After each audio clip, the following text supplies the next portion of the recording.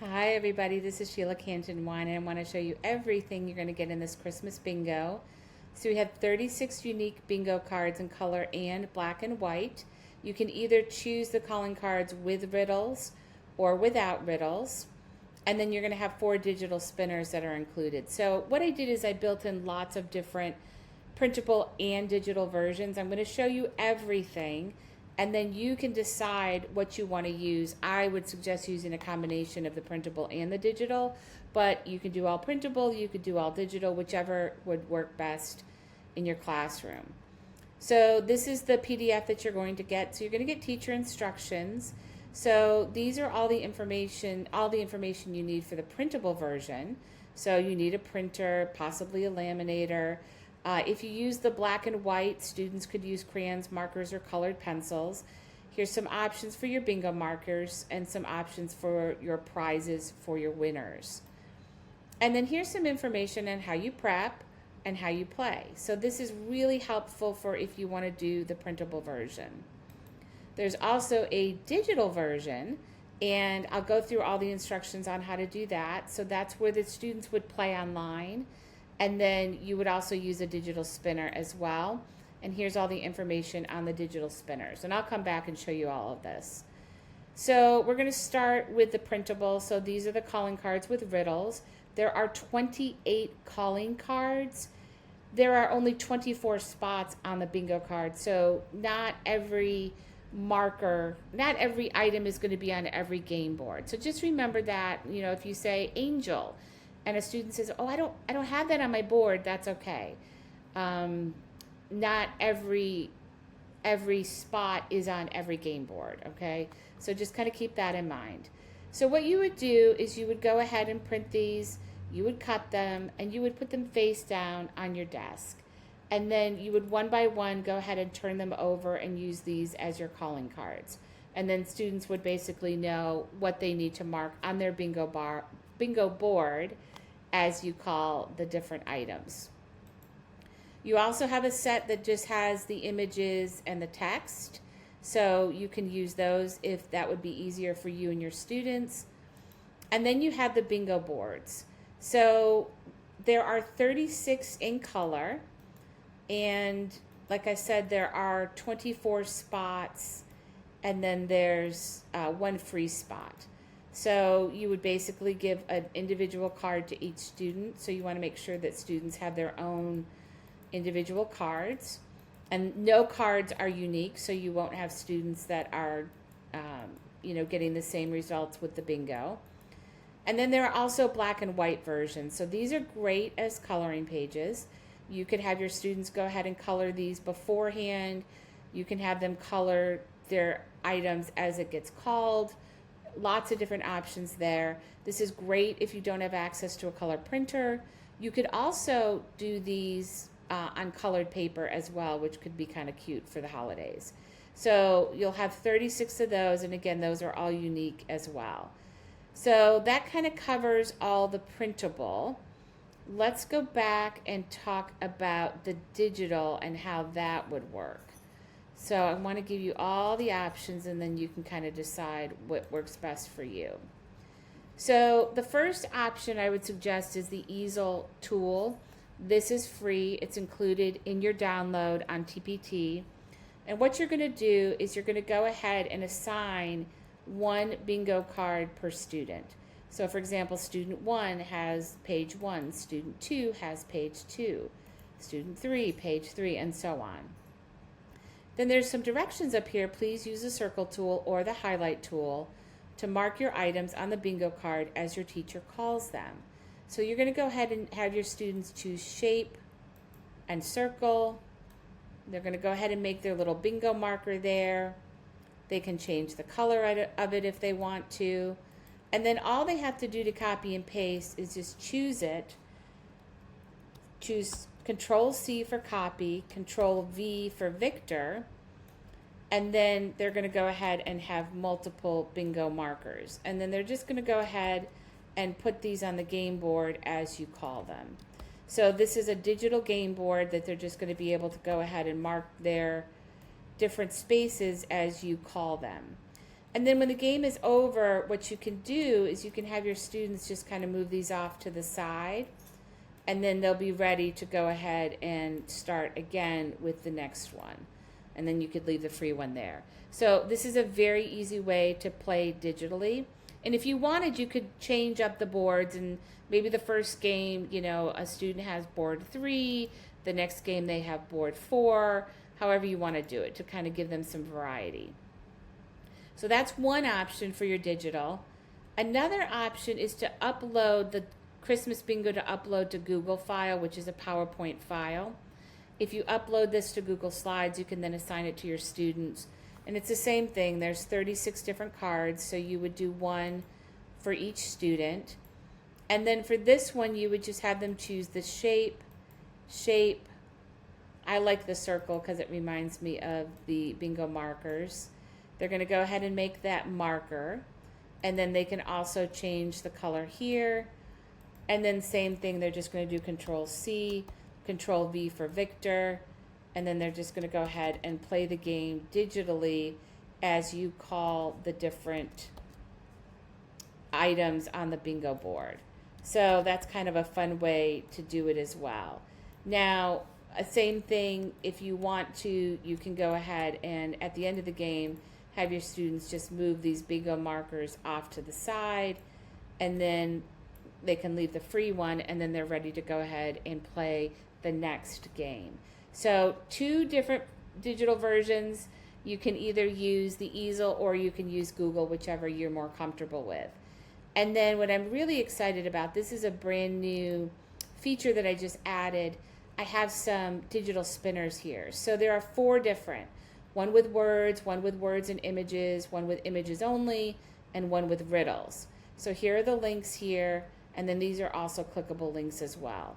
So we're going to start with the spinner with words.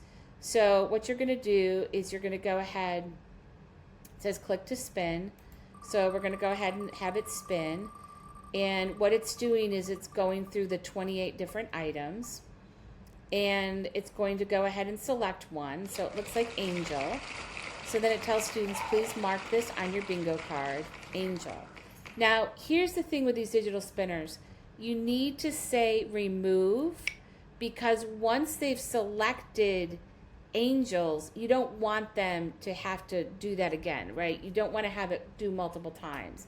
So if I do it again, it's going to go around and it's going to randomly select the next one, and it's going to choose bells. It's going to prompt the students, please mark this on your bingo card, bells, and then you would say remove.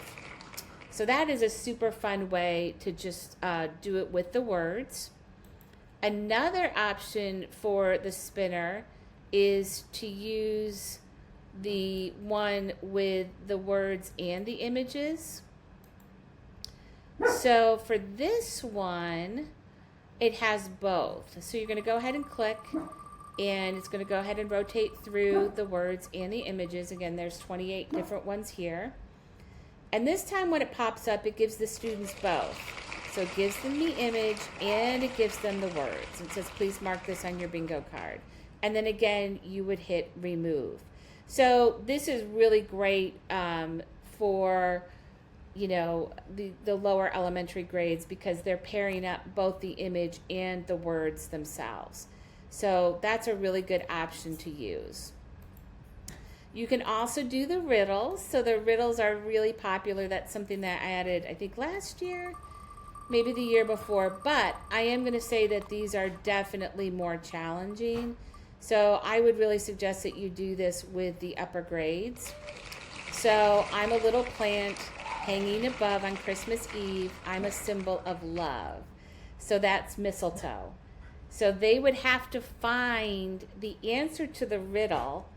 Then they would have to mark that on their bingo card. So this is very challenging. So definitely older students, it would be great to do the riddles with that. But the younger kids would probably struggle with that. So it's up to you. You'll know your students better than anyone to determine, whether that's an appropriate game for them. And then finally, you have the images alone. This is great for the lower grade levels. This is great for ESL.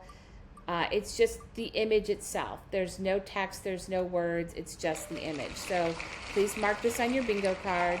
So they're finding the picture of the angel, and then they're going on the angel and finding it here, and then they're just going to put their marker onto the angel.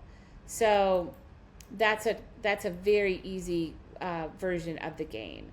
So one option is you kind of determine, okay, what grade level are my students? What reading level do they have? Are there any issues with the English language? And then you can kind of decide one particular spinner and use that over and over and over again. And if you go to if you go back to reset, like you want to play a second game, all you need to do is go back and start and hit this all over again, and it does a brand new game. So each time you play a game, you're just going to go back to this PDF, and you're going to click on the clickable links here to restart a new game. So it's super easy to do that. Another option, though, if you have students of higher abilities, you can start with maybe just the images. That's the first game. Then for the second game, maybe you introduce the images and the text. And then maybe for the third game, you use the text or the words. And then finally, like I said, if you have older students or students with really good reading abilities, you could go ahead and use the spinner with the riddles. So lots of different options for you. And if you're pressed on time, I would recommend that you just do the digital version. That's pretty quick and easy. But the printable is also really helpful as well. I know if I were doing this with my students, and when I have done this in the past with my students, what I've done is I've used the printable cards because they like having something in front of them, but then do the digital spinners. That could be kind of a fun combination. But you can kind of decide what it is that you want to do. So lots and lots of different options. One of the things that I use this for was classroom management. So in the month of December, and actually you can kind of start right after Thanksgiving break, I would write the word game on my board, GAME. And if their behavior was good, they kept all 4 letters.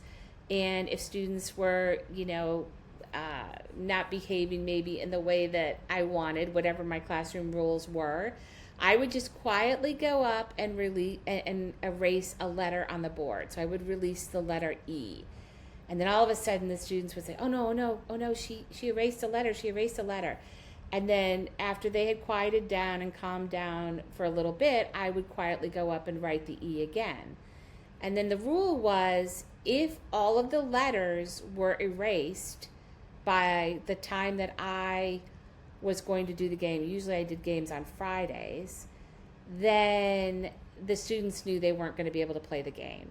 So all you have to do is do that one time, erase all the letters, and then they're like, oh gosh, we really want to play bingo. We really want to play bingo.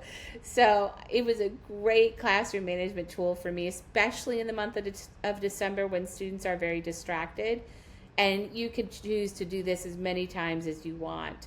You could even do it at your Christmas parties. I know that's really popular. Some teachers send it home with their students, and families play it together. So there's so many different options for this, in the month of December. So it's a really, really fun game. So I hope that's helpful. If you have any questions, you can just ask me in the Ask a Question section of my TPT store, and I'm always happy to answer any questions that you have. And I hope that this is helpful, and I hope you have a great day.